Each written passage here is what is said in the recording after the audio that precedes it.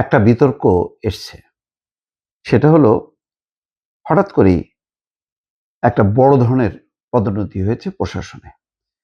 ১৭৯ জন যুগ্ম সচিব হয়েছেন উপসচিব থেকে। সমকাল একটা রিপোর্ট করেছে অবসরে পাঠানো দণ্ডপ্রাপ্ত কর্মকর্তাদেরও পদোন্নতি। তার মানে অবসরে পাঠানো হয়েছে, তাদেরকেও যেমন পদোন্নতি দেওয়া হয়েছে, তেমনি দণ্ডপ্রাপ্ত কর্মকর্তাদেরও পদোন্নতি দেওয়া হয়েছে। দুটোই আহ এক অর্থে খুব ভালো উদাহরণ না, কিন্তু অবসরে পাঠানো হয়েছে, হ্যাঁ এটা ঠিক যে বিগত সময় অবসরে পাঠানো হয়েছে, তাদের প্রতি অন্যায় করা হয়েছে।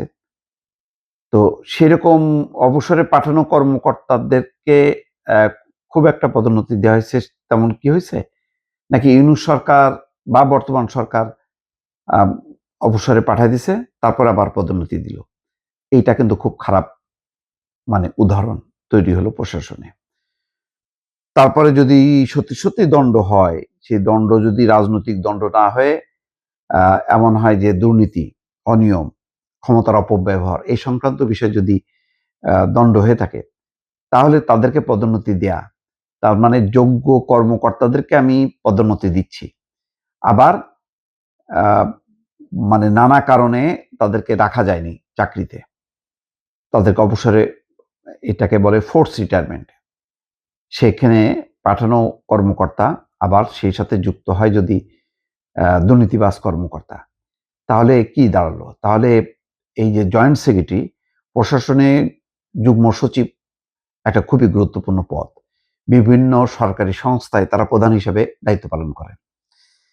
এই পর্যায়ের কর্মকর্তা যদি কি বলে যোগ্য দক্ষ কর্মকর্তাদের পাশাপাশি যদি অযোগ্য হয় এবং তারা যোগ্যতা পূরণ করেনি,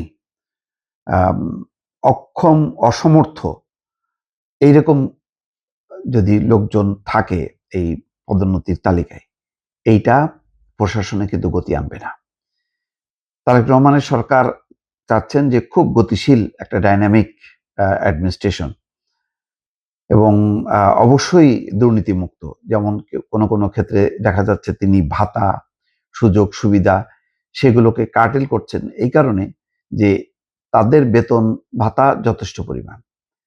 সাধারণ মানুষের যেখানে আর্থিক অবস্থা খুবই খারাপ, সেখানে সরকারি সুযোগ সুবিধা ভোগ করে তাদের আরো উপরি পাওনা নানা কৌশলে হাতায় নেয়া, এটাকে তিনি বন্ধ করছেন।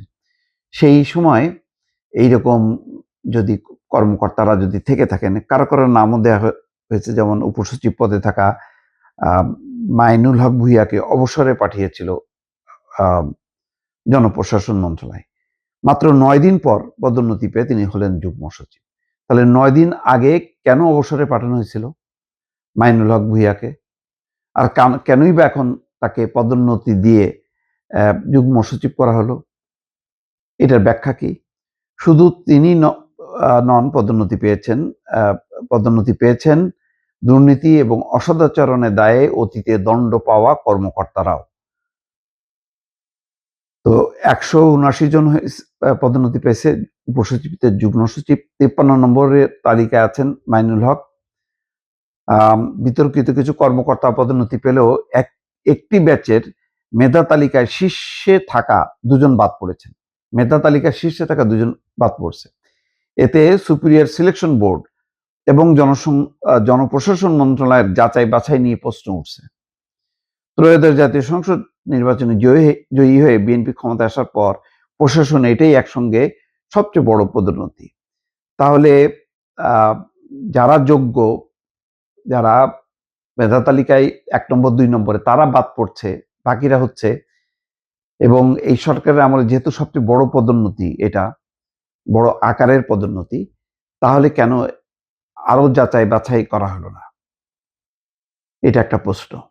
সুতরাং সরকার তার শুরু থেকেই যদি কোনো ভুল পথে পা দেয়, তাহলে সেটা প্রশাসনের জন্য একটা অশনি সংকেত, সরকারের জন্য তো বটেই।